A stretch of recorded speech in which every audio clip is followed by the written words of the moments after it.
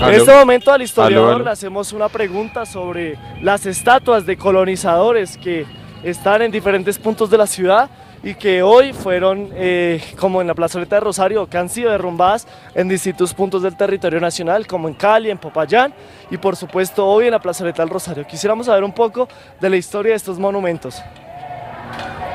Ahí me escuchan. ¿Me escuchan? Aló, aló, aló. Sí, sí señor, sí lo estamos escuchando.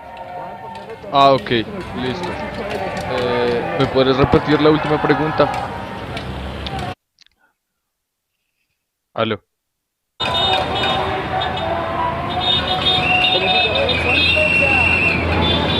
aló. Qué pena con usted, queríamos preguntarle sobre la historia de estos monumentos de colonizadores que están en distintos puntos del territorio nacional. En este momento me gustaría saber nos gustaría saber un poco de la historia de estos monumentos y el carácter simbólico que tienen, sobre todo pues, a la sociedad colombiana y a los pueblos indígenas. Bueno, buenas tardes. Bueno, lo primero decir, pues que esto obedece a una visión particular de la historia, ¿no? A una narrativa particular sobre el pasado, que es esta, pues, la que nos enseña o con la que nos inculcaron, con la que crecimos, pensando, pues, que el culto o el respeto a los monumentos que encontramos en espacios públicos debe realizarse porque en ese mismo sentido estamos reconociendo la historia de nuestro país, de la patria colombiana. Entonces, esto particularmente, primero, hay que señalar pues que corresponde a una visión particular del pasado que busca exaltar ciertos personajes con el objetivo de convertirlos en íconos, ¿no? O en personajes que hacen parte de la historia de este país. ¿Sí? Esto, digamos, pues no es tan así, porque si tenemos en cuenta, por ejemplo, las estatuas de los colonizadores, tenemos claro que en ese periodo en el que se produce la conquista, que es el siglo XVI, siglo XV y siglo XVI, pues no había ninguna idea de colombianidad, ¿no? La patria, la idea de nación no existía, pues porque estábamos bajo un régimen colonial perteneciente al Imperio Español. Entonces, después de que se da la independencia, surge un debate dentro de las academias de historia, no solamente en Colombia, sino en Latinoamérica, con el que se busca señalar o poner en espacio público la exaltación de estos símbolos, ¿no? Un poco refiriendo a esa idea de que con la conquista española se trajo la civilización americana, porque aparentemente en esa narrativa que hay sobre el pasado, pues los pueblos americanos vivían en un estado de barbarie.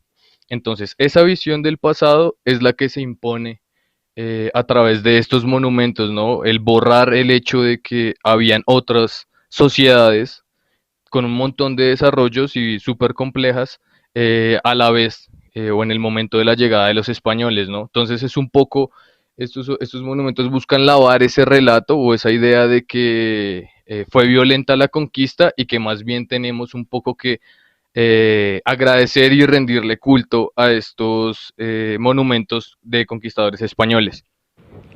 Por supuesto es un reclamo histórico, ¿no? De las comunidades indígenas. También es un acto de denuncia con el que se ha puesto de manifiesto pues que las condiciones o que el proyecto colonialista no se ha acabado, sino que se ha transformado en los diferentes periodos de la historia y que aún sigue existiendo hasta hoy, ¿no? Pues lo vemos en la zona del Cauca, los grandes latifundios azucareros, ¿no? De producción de caña de azúcar en zonas donde ancestralmente han habitado pues las comunidades indígenas, en este caso los Misak y los Nasa, ¿no? En el Cauca como tal. Señor historiador, quisiera preguntarle un poco del simbolismo de estas figuras en los distintos territorios de Colombia. Hemos visto que pues hay otras esculturas, hay otras estatuas, por ejemplo es Luis Carlos Galán, de Gaitán, de Santander, que de pronto no caerían en esa resignificación o en esa entidad histórica que usted nos dice, ese modo de ver la historia, donde se le da una experiencia a los españoles. ¿Usted cree que se ha escuchado el clamor de los pueblos indígenas para retirar estas estatuas de los colonizadores y entendiendo que de pronto hay otros personajes de la historia que podrían reemplazar a estos colonizadores, inclusive líderes históricos de la cultura indígena, de los pueblos indígenas? Bueno, sobre lo primero, pues es decir que los monumentos pues que corresponden a personajes políticos, ¿no? Como Gaitán, Galán, ¿no? Y bueno, diferentes, ¿no? Diferentes personajes políticos del siglo XX obedecen también a esa construcción o a la idea de mantener un proyecto de nación, ¿no? Una idea, una especie de identidad nacional a través de la monumentalidad de estos personajes, ¿no? Entonces el significado pues tiene que ver con cómo a través del uso público de la historia, que sería digamos erigir este tipo de monumentos, pues está legitimando o se sigue buscando la construcción y el fortalecimiento de una idea de nación, ¿no? Eso resulta ser muy complicado, sobre todo para los pueblos indígenas, porque esta construcción del proyecto de nación pasó por encima de todas las particularidades, de todas las visiones de mundo de estos grupos indígenas, ¿no? Entonces fue una imposición, el Estado republicano fue una imposición, recordemos las políticas de colonización a finales del siglo XIX en los territorios indígenas, ¿no? Entonces, como si los territorios indígenas estuvieran baldíos, como si no hubiera habido comunidades indígenas durante el siglo XIX, se promovió las políticas de colonización violentando de nuevo a las comunidades indígenas, ¿sí? Y estas mismas prácticas se han seguido manteniendo sobre todo en algunas zonas del país, ¿no? Por ejemplo, el Cauca, recordamos que en la colonia fue una zona profundamente esclavista, entonces eso explica un poco por qué Popayán y el Cauca, el Valle del Cauca, son zonas donde pues donde hay tanta concentración de tierra y a la vez son zonas de conflicto o de disputa territorial, ¿no? Recordemos, por ejemplo, lo que pasa con el proceso de liberación de la madre tierra de la comunidad indígena Nasa en la zona del Cauca, ¿no? Con estos latifundios. Entonces, eso para responder por ese lado. Por otro lado, claro, es profundamente necesario y es la crítica que nos llevan o que nos traen o que nos manifiestan los pueblos indígenas al grueso de la población, y es precisamente esa necesidad de volver o de cuestionar esa narrativa histórica, ¿sí? O sea, de empezar a pensar si de verdad estos monumentos de conquistadores, de ciertos personajes políticos, deberían estar en el espacio público sirviendo de símbolos patrios, ¿sí? De símbolos de unidad patria.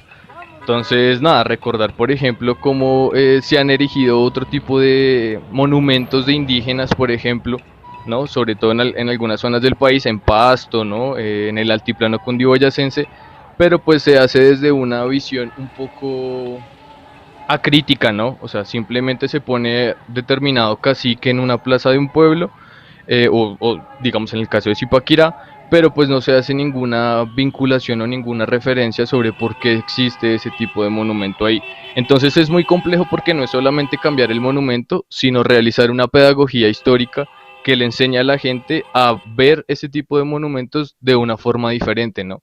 Empezar a relacionarse con el pasado más allá de la narrativa oficial que nos habla pues de la conquista y bueno, lo que ya venimos señalando un poco.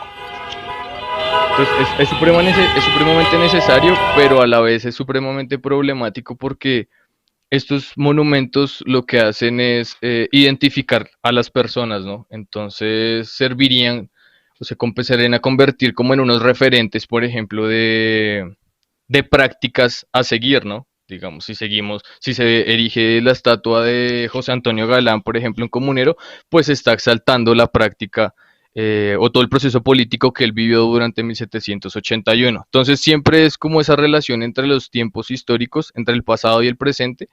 No es solamente ver la estatua del colonizador o del personaje político, sino es ver, digamos, cómo ese político o esa estatua sigue significando aún hoy determinados criterios patrimoniales, ¿no? Señor historiador, desde su experiencia, desde sus conocimientos, como usted lo bien decía, este debate sobre quitar o no estos monumentos del colonialismo español en diferentes territorios nacionales, el nombramiento de museos, de calles, de todo esto. ¿Usted cree que en el momento de auge social que vive actualmente Colombia, puede que este debate llegue netamente al gobierno o siga siendo un debate académico que no va a trascender? Pues son varios elementos, empezando primero señalando que los criterios patrimoniales con los que se establecen o con los que se erigen estos monumentos deberían ser concertados, ¿no? Y no deberían simplemente ser impuestos, pues porque la mayoría de los monumentos simplemente los ponen ahí, pero en ningún momento se hace una concertación, ni con las comunidades, ni con los actores que tienen que ver como tal con el espacio en el que se erige determinado monumento, ¿no? Entonces, bueno, eso por ese lado. Eh, ¿Qué más decir? Pues yo creo que también es un fenómeno mundial, no es solamente un fenómeno regional o que solamente pasa en Colombia, ¿no? Lo vimos también en Chile, en las protestas de Chile. Entonces, es un fenómeno mundial que lo que está señalando es unas nuevas generaciones viendo de nuevo hacia el pasado, ¿sí? Buscando en el pasado elementos que les permitan entender la existencia hoy en un mundo tan caótico, ¿no? Entonces lo vimos también en Inglaterra, en Estados Unidos, ¿no? Que son sobre todo los jóvenes denunciando a través de esta acción, pues que hay un montón de desacuerdos con los que no están o que están denunciando pues en el espacio público, ¿no? Como esos actos de denuncia sobre el esclavismo, el colonialismo, ¿no? Personajes como Laureano Gómez, pues con un historial bastante complicado en la política colombiana, ¿no? Entonces se está señalando que hay unas nuevas generaciones después del siglo XX que están volviendo de nuevo al pasado, ¿no? Recordemos que se hablaba a finales del siglo XX que la historia ya no tenía sentido, pues en este momento el mundo puede empezar a darse cuenta que las nuevas generaciones, los jóvenes desahuciados de este planeta, están volviendo de nuevo a poner sus ojos sobre el pasado, ¿no? A cuestionar esas narrativas que les imponen, que se imponen desde la escuela, desde otros espacios de reproducción cultural, ¿no?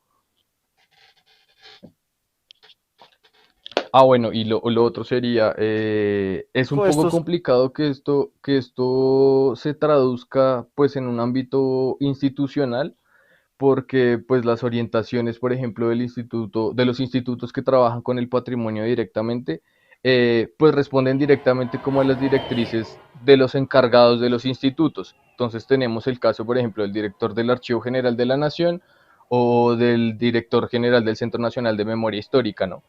Que son las estancias institucionales donde se está construyendo la memoria o la narrativa sobre la violencia, la narrativa oficial sobre la violencia, pero pues que en manos de estos directores las discusiones obviamente no se están dando, o sea, simplemente hay una imposición desde sus criterios como historiadores, se impone esa visión a toda la institución, entonces pues eso hace que las discusiones se den en la calle, digamos, la gente hoy hablando sobre la caída de Gonzalo Jiménez de Quesada, del monumento, desde los usos públicos de la historia, pero desde la visión institucional, desde la construcción institucional de una historia, es muy difícil porque siempre van a estar estos criterios de las personas que dirigen los institutos de patrimonio, ¿no? Entonces veíamos, por ejemplo, también las posiciones de museos en Cali denunciando pues las pintas o los grafitis en los muros externos de las iglesias, pero pues tampoco los vemos denunciando los asesinatos que todos hemos visto en la televisión. Entonces es muy complicado porque hay dos visiones, ¿no? El academicismo y la gente hablando públicamente de qué significa esto para la gente públicamente. Hay dos mundos, ¿no? Obviamente el academicismo la mayoría de las veces supremamente desconectado de lo que pasa en la realidad, ¿no? En la calle en este caso.